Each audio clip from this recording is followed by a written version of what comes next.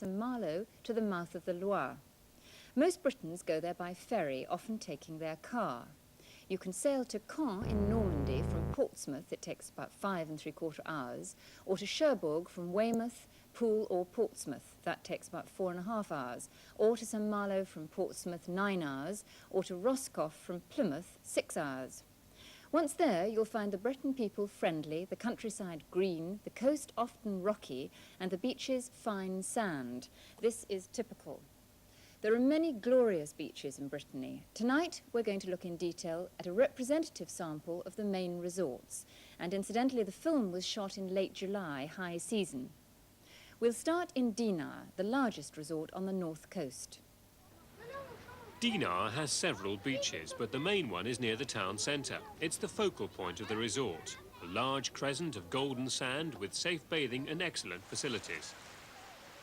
There are 2 children's clubs on this beach, each with a good range of playground equipment. You can hire sunbeds, brollies, beach tents and even swimming costumes. Prices range from 50p for a swimming costume for the day to £3 for a tent. Dinard is quite a bustling town. The shops tend to be upmarket and expensive, though there are all the usual tourist shops selling souvenirs and the like. The town has an elegant air with plenty of greenery. There's no shortage of eating places, and not all of them are expensive. Around the harbour you can hire small boats and water sports equipment. Dinard has a good range of nightlife, including a casino which is extremely posh. Also, along the promenade, there's piped music for the benefit of the evening strollers. Now, our verdict on Dinard. We think it's a very attractive and elegant town. The worst thing is that the shops can be expensive. Going west, there are many small resorts, but Le Val-André is the next major one. Le Val-André has developed around a wide, sweeping beach, which, when the tide is out, seems endless. Behind this is a pedestrianised promenade. On many days, it also serves as a windbreak for the beach. To the northeast, there's a small harbour catering for boat and water sports enthusiasts. Nearby, there's an official bird sanctuary. It's an island which ornithologists can visit by boat or simply view through their binoculars from the mainland. In the centre of the resort, there's an area reserved for playing pool. And behind it, a crazy golf course. This is particularly popular with the British. The town of Le Val-André is small and quite touristy without being brash. Many streets are narrow and packed with shops and bars. About 10 minutes walk to the southwest is another small harbour around which are more cafes and bars. We think the beach in Le Val-André is very good, but as a resort it's rather small. Working west, Perros-Guirec is the next big resort. There are 2 main beaches in Perros-Guirec. The largest is called Trestraou and is often referred to as the best beach in the whole of Brittany. It's a wide arc of golden sand and clear sea with an attractive backdrop of pinkish rocks. There are the usual children's clubs on the beach, as well as good facilities for changing. Behind the beach is a wide promenade. It's an area that's spacious and green and also very well kept. There's a new shopping centre here, together with a cinema, all clean and modern. The town of Perros-Guirec is built some way behind this. It's a bustling town with a good selection of shops and cafes, especially in the older parts. The tourist board here offers a service of piped music via loudspeakers, with regular bulletins of coming events in English. The other beach here is Trestrignel. This is a smaller version of Trestraou and extremely picturesque. Behind is a small area of shops and good value restaurants. It's far quieter than Trestraou. To the south of Perros-Guirec is a large marina surrounded by several seafood restaurants, cafes and bars. It's a popular area for holidaymakers, particularly in the evening. We think the best thing about Perros-Guirec is its excellent beaches, and though not everybody's choice, as a resort it has no obvious drawbacks. That's our quick look at the major resorts on the north coast. The west coast has few resorts. In the south, Benadé is popular with the British. Benadé is a charming little resort, both attractive and quiet. The beach is very good. The soft, pale sand makes it ideal for children, and there's also a children's club on the beach during July and August. Both the sand and the sea are clean, but the beach shelves quite steeply. There are two promenades, the lower one with changing rooms, and an upper walkway with a grassy area and trees. To the north of the beach, there's a selection of cafes and shops, but generally the area doesn't give the impression of being too commercialised. The town of Benadé has a population of about 2,000. It has a limited range of shops, a small casino, and an excellent market every Monday morning. This seems very popular with the British, attracting visitors from quite a wide area. There's a harbour at the mouth of the Odet estuary. On the east side is Benadé. Across the river, a ferry ride away, is Saint-Marine. The best thing about Benadé is it's a picturesque and quiet resort, but it's also very small.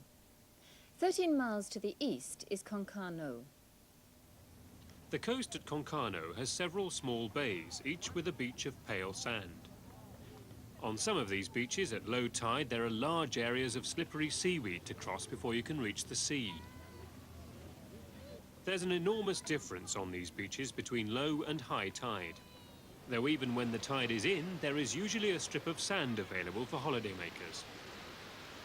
The area behind the beach is not heavily developed, just a few small hotels and apartments. The beaches, though, are not Concarneau's biggest attraction. Most people come for the busy and bustling town. There's an excellent shopping area along the main road, with rows of shops and bars. There's also a large market in the centre of town, equally popular with tourists and locals alike. In addition, Concarneau has a huge fish market. It's one of the largest fishing ports in France, and you can wander around watching the fishermen, or if you're early enough, see them auctioning the morning's catch.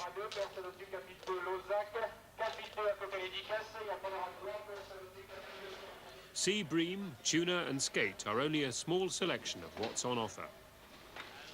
Outside the dock there are stalls selling smaller quantities of oysters, mussels and crabs. In the middle of the harbour, on what was once an island, is the walled Old Town. This is a very popular trip for holidaymakers in the area. It has narrow streets filled with tourist shops and an excellent selection of cafes, charging surprisingly low prices. In the summer it gets very busy with families, particularly if the weather isn't good enough for the seaside. Concarneau is a busy town with lots to do, but the beaches are not up to much. Working east along the coast, the next big resort is Quiberon, facing east on a narrow promontory. Quiberon has a splendid beach about a mile long in a wide sweeping bay. It looks like a classic holiday resort. The beach has excellent facilities, from beach games to bathing huts. And if you need a cool drink or an ice cream, you'll find a regular procession of beach sellers. At weekends, it's a popular spot for locals. The sea here shelves gently. It's ideal for children. There's a diving board into the sea, which is free and safe, as long as the tide is right. Given the crowds, we found both the sea and the sand clean. There was very little litter anywhere. Behind the beach, there's a long promenade and a row of bars and shops. In the centre of the resort area is a crazy golf course. Around it are pizzerias and more shops, all bustling with holidaymakers. There are non-tourist shops further back in the main town centre. To the south is Port Maria, a centre for sardine fishing. Around here are several popular seafood restaurants and bars. To the west is the Côte Sauvage, the wild coast. Here the scenery is rocky. As well as the bracing air, it's a good area for walking. But it's extremely dangerous to go into the water along this coast. And even though there are many warning signs, accidents still occur all too frequently. Where the promontory is at its narrowest, you can see the sea on both sides. This is the only road into Quiberon, and at summer weekends the traffic can be extremely heavy, often nose to tail. Our advice would be avoid Quiberon at weekends altogether. Quiberon is an excellent resort with good facilities, but expect delays on the narrow approach road at weekends. Just to the north of Quiberon is Carnac. The beach at Carnac is very wide, long with golden sand. It doesn't get too busy even in the height of summer. The area behind it is not heavily developed, just a few smaller hotels and houses, together with gardens along the seafront. There are small sand dunes to the rear of this main beach, with sports facilities and a children's playground. In the old town of Karnak, there's quite an attractive shopping area, with some small cafes built around the main church. In the newer resort part of town, there are more shops. This area runs parallel to the beach, just behind the smaller hotels. Karnak has a modern pedestrianised shopping area with clothes shops and cafes, although we found the prices here rather expensive. There's also a more brash seaside area with stalls selling beachwear and various souvenirs. As a resort, Karnak seems to have shops for every taste. Just outside the town, only a walk away, is a collection of menhirs, ancient stones called les lignes. There are over 1,000 of these stones, some 12 feet high, mainly erected in lines running east-west. They stretch for about 3/4 of a mile, and most visitors in the area make a trip to see them. We think Karnak will appeal to a wide range of different tastes. As a resort, it has no obvious drawbacks. Going further to the southeast is La Baule, the major resort on this southern coast. La Baule is completely different in character from any other resort in Brittany. In fact, it's more like the south of France. The main attraction is the 3-mile curve of excellent beach. It has plenty of facilities, from windsurfing and sailing to a variety of well-equipped children's clubs. There are so many, it's worth shopping around for the cheapest. Running the full length of the beach at regular intervals is the La Baule Express. It's a popular way of getting around. The one disadvantage here is the busy main road, which you have to cross to get to the beach. There are no subways. The hotels on the front are modern, some even futuristic. But behind the front are greener, leafier areas with older hotels and houses dotted about. La Baule has a good range of shops, most of which are situated on the roads running down to the sea. And although the quality is good, prices are not cheap. At the west end of La Baule, there is the harbour and smaller resort of Le Pouligon. This is an area of excellent restaurants, together with new yet traditionally designed hotels and apartment blocks. The main attraction at La Baule is its excellent beach, but watch out for the busy main road. Well, that's our look at a sample of the resorts, but what's the weather like there? With me, as usual, is John Ketley. John, is it similar to Devon and Cornwall? Well, there are no tin mines or cream teas as far as I know, Penny, but the weather is very much the same as southern England, yes. In fact, I would say it's very much the same as Jersey, to be honest with you. About 2,000 hours of sunshine per year.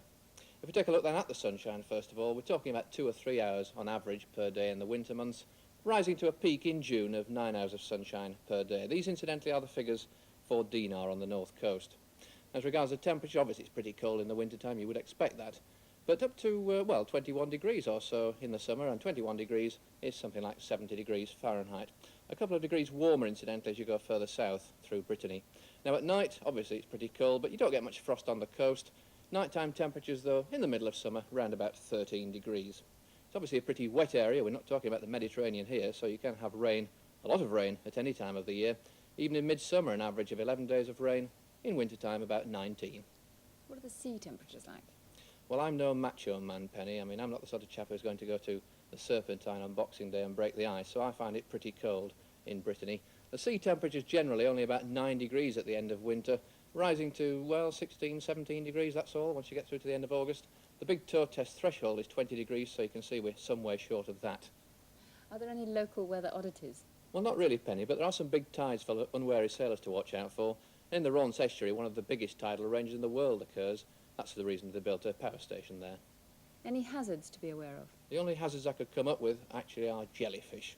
Now, that's not the sort of thing that's going to worry most people. It's not the sort of thing to stop you going on holiday. I wouldn't bother sending back your deposit. Thank you, John. Now, a few facts about Brittany. The money is French francs, and you'll find plenty of banks with exchange counters. Visa and access are as widely accepted as they are in Britain. The cost of living is a bit higher than here, but surprisingly, eating out is often cheaper. However, you'll find the accommodation quite different from the major Mediterranean resorts. With hotels, 2-star are the most popular. In France, you pay for the room, not the person. A double room costs about £25 a night. Breakfast is extra at about £2.50 each. Camping and caravan sites are also star-rated. 1 star is usually fairly basic. 2-star means you have hot water. 3-star adds a reception area, games room and telephone. But 4-star sites like this one have excellent facilities. Usually an open-air swimming pool and showers, a camp cafe or restaurant, mains drainage and a large children's play area. Plumbing is no problem, with hot water for washing your dishes, your clothes and yourself, although these facilities are not always free. Camp prices can be up to £13 a night for the plot, depending on size. You don't have to bring your own tent or caravan though. You can book an organised holiday where everything, including kitchen equipment, is laid on. They'll even provide a baby kit for about £1.50 a night. Campsites tend to be generally smaller and greener than those in the south of France, and the atmosphere is more intimate. Gîtes are unique to France. There is a national register of approved holiday cottages. They can be in a town or miles from anywhere. They come in all sizes and cost from about £100 a week. You'll find that Brittany is an ideal place for a family holiday. As well as the climate not being too hot for children, there's plenty for them to do. Most good campsites have a children's play area, and on organised holidays, one of the reps' jobs will be to arrange games while parents take it easy. You can usually find a quiet beach, perfect for ball games, particularly at low tide, and you won't bother other holiday makers. For more organised fun on the beach, many resorts have Club Mickeys. Here you'll find a wide range of equipment, from adventure swings to trampolines. Larger resorts may well have more than one of these clubs. They usually cost about £4 a day and are normally clean and well supervised. Much of the Brittany coast is rocky, ideal spots for having a good scramble and exploring rock pools. You'll find eating out with children no problem at all. They are positively welcomed in all restaurants and cafes, and there are usually special children's menus with smaller portions of set meals and a drink for around £2.50. You'll find medical facilities in Brittany, as in France generally, are excellent. Your form E111 is well worth taking with you. With it you can use the French National Health Service. It's a very simple system to use, and though medical care is not free, you will get back most of what you have to pay. Now, most British holidaymakers go self-catering, so what is Brittany like for everyday shopping? The French tend to shop more frequently than we do. For bread, a Frenchman will usually make 2 trips a day to his favourite boulangerie. They like their bread fresh. At the patisserie, you'll find a tempting display of cakes and pastries, though expect to pay about £5 for an apple tart. At the boucherie, you'll find fresh meat, although the cuts might be unfamiliar. One local speciality is lamb, raised on reclaimed salt marshes, called agneau de pré-salé. The charcuterie is a useful shop if you don't feel like cooking. There are always lots of cold meats and a full range of delicatessen-type snacks. Many charcuteries prepare a special dish each day, but you'll find these have often sold out well before lunch.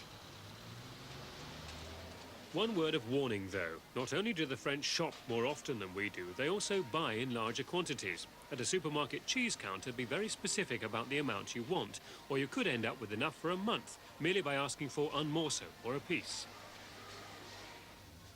One of the most economical ways of shopping in France is the hypermarket. They are special favourites with the British, and you'll always hear some voices in English. They are normally large buildings with row after row of goods, from microwaves to fresh fruit. Most holidaymakers buy their wines and beers here to take home.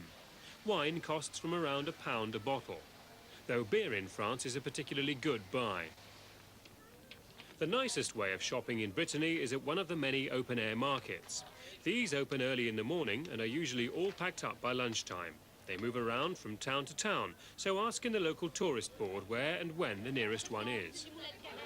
There are stalls selling most of the things considered to be good buys in Brittany. Breton cake, a bit like parkin, and also Breton pies, another local speciality. You'll find stalls with a vast range of cheese, including special ones from both goats and sheep. Also, you're likely to be spoilt for choice with sausages, though some can be rather chewy. And at least one stall selling the Breton stripy t-shirts. And no market is complete without a pottery stall. Incidentally, France still has returnable bottles. Any wine bottle with stars on the side is worth about 10 pence. Large Coke and other soft drink bottles are even more valuable. As France is in the EEC, you can bring up to 8 litres of wine back per person. Anything more and you'll have to pay duty, and that usually works out at about £1 a bottle. Now, eating out. Eating out is always good fun and usually far cheaper than an equivalent meal in Britain. Most restaurants have fixed price menus. A 3-course meal will cost about £6. Brittany is famous for its seafood, and you'll find good specialist restaurants all around the coast. The seafood is always fresh and usually cheap. A platter with oysters, crab, winkles and clams, for example, costs around £7 in an average restaurant and is enough for 2.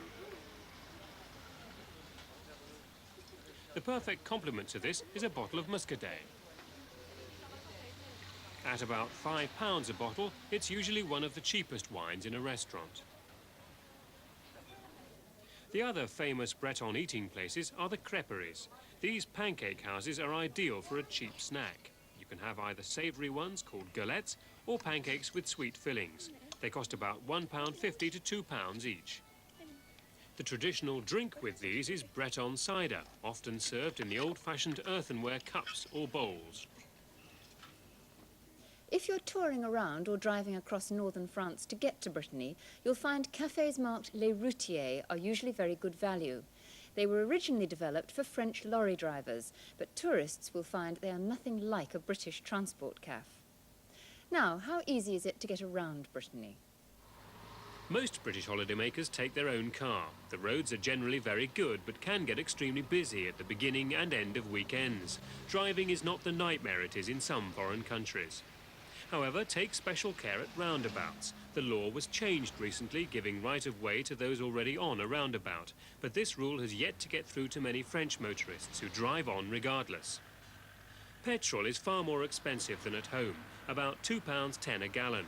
There are plenty of modern filling stations, but few are self-service. You'll find the garages good for repairs, and the mechanics tend to be skilled and helpful. Cycles are treated with far more respect than in Britain. Not only are there lots of cyclists on the road who obviously take it very seriously, but plenty of holidaymakers out for a ride as well. It's a pleasant way of seeing and getting around an area. There are cycle hire shops in most of the larger towns, or you can hire a bike from many railway stations. A 10-gear model costs about £4 a day. You'll find that excursions in Brittany are not organised like in many of the Mediterranean resorts. As most people have their own transport, it's a case of deciding what you want to see from the many interesting things in the region. Mont Saint-Michel, with over 2 million visitors a year, is for many the place to visit. It's just out of Brittany, but hordes of tourists brave the traffic jams every day to get there. Its narrow, steep, winding streets can get very congested with tourists, although many of the souvenirs on sale are rather tacky. The climb to the top is worthwhile, if only for the views. All over the region are walled medieval towns. Dinan is typical. The narrow streets are usually full of interesting things to see. You often have to park outside the walls and then do the rest on foot. One of the gastronomic delights of Brittany is the oyster. Cancale is a town famous for its large oyster beds, and you can watch them being farmed at low tide. They're also for sale at the beds themselves or at the many seafood restaurants nearby. Now, we've talked about Brittany being good for families. What's it like if you're a lone traveller? Well, Matthew Collins has been. Matthew, where did you stay? Well, I stayed in one of my best discoveries of the whole year, and that was a French chambre d'hôte. And that's the French equivalent of British bed and breakfast, which you usually stay in the country. And so for £10, I stayed in this old 200-year-old farmhouse, right with a French family. I mean, they invited me into their sitting room. I spent the whole evening sitting by the fire with the family. I stayed in this wonderful old bedroom with 200 and 300-year-old furniture, because it had all been in the family for such a long time. And I was woken up in the morning by the son going off shooting with his rifles and his dogs. Did you try anywhere else? Yes, I did. I also stayed in a gîte d'étape, and that's different from a gîte de France. A gîte d'étape is a hostel, but it's not like a youth hostel. First of all, it's owned by the local authority, and secondly, it's not just aimed at youths. It's aimed at anybody who's touring, so cyclists or walkers. And I stayed at one, and the lovely thing about that was that you stayed in the hostel, and then you were left to your own honour to go off to the town hall in the morning and pay the £2 for your night there. Did you get around at all? Yeah, I did. I hired a bike through the SNCF. They have this offer whereby you can arrange to pick up a bike at almost any station in France. And for £4.70, I got a nice old traditional 5-speed Peugeot racer. But for £3.70, you can get a much cheaper bike. And the good thing about that was that I was actually allowed to put it on the buses, because the train system isn't very good in France. It's good for going east to west, but not so good for north to south. So when I got lazy, I could just stick my bike in the back of the bus, and it was treated like a package. Did you do any of the tourist things? Yeah, I did. I did the sort of things that the French tourists do, or one of the things that French tourists do, and that was to go to a thalassotherapy institute. And that's a place whereby they treat you for sort of usually muscular problems with seawater that they think is very beneficial. So you have quite a few sort of people who've been in car accidents and stuff, or people who have rheumatism and lumbago. And you also have quite a few self-indulgent French hypochondriacs. And I went along and I had all the sort of hypochondriacs treatment, whereby one, they shoved seaweed all over my hands, which was supposed to make the muscles much more supple. And two, I had a jacuzzi whereby I sat in this bath and this lady sprayed me with different jets of seawater, which was quite nice. We've heard about the seafood in Brittany. Did you try any? Yeah, I did. I ate seafood non-stop. I mean, in fact, you as a vegetarian, Penny, you're missing out so much. I mean, because for £5 I could get wonderful oyster meals, you know, brilliant aphrodisiacs. I could also get lobster really cheaply, and having lobster was like a great occasion in the restaurant, because I'd be given this bib and a pair of nutcrackers, and I had to sort of crack open this lobster and make an incredible mess everywhere. But it was so divine, because of course the lobsters were out of the Atlantic, so they were really huge. Did you do any fishing? Yes, I did. I went to this little village, which I'd heard about, where you could actually fish for prawns with a lamp tied round your head, because you shine the lamp in the sea and the little prawns sharp as 2 dots. So the further apart the dots, the bigger the prawns. And I found these guys who lent me waders, a net, and all these lamps, because they, you know, it was such a popular pastime in the village. So I did that and caught all these prawns. Finally, any tips for your mother? Lots of tips. First of all, you must try and speak a little bit of French, because it's not like the Costa Brava. You can't just go into a bar and say, give us a pint of lager, can you, mother? If you just say a bonjour or an au revoir, try a bit of French, it'll be greatly appreciated. Also, there are all kinds of different souvenirs and things to bring back. Firstly, you mentioned the wine, but there's also the beer. It's about 20p for a little bottle, and you're allowed to bring back 50 litres, which is tons of bottles. Also, there are loads of different great souvenirs to bring back. These water carafes are really popular with the British, so popular that lots of Brits actually nick them. But you don't have to. I just asked a cafe owner and he gave me 2. Also, this Breton fisherman's cap, which was only £5. All the Breton fishermen wear them, available everywhere. And this syrup, this mint syrup that makes a drink that the French call Diabolo Mont, and that's rather nice and unique to France. Finally, you know in France you have to do kisses when you say hello or goodbye to someone of the opposite sex. Well, depending on where you are in France, you do a different number of kisses. In Brittany, you do 3 kisses. So it's au revoir, Penny. Au revoir, Mathieu. Well, that's our view of Brittany. If you'd like to be reminded of what we've said, as usual, we can let you have a copy of the complete script. Send a cheque or postal order for £1.50 payable to the BBC to the Travel Show Guides, BBC North West, P.O. Box 27, Manchester M61SJ, and please mark the envelope Brittany. That address is also in the Radio Times and on CFAX page 287. And we'll also include in each script a map of the quieter main roads, not only in Brittany, but the whole of France. Next week, our guide is to Tenerife in the Canary Islands.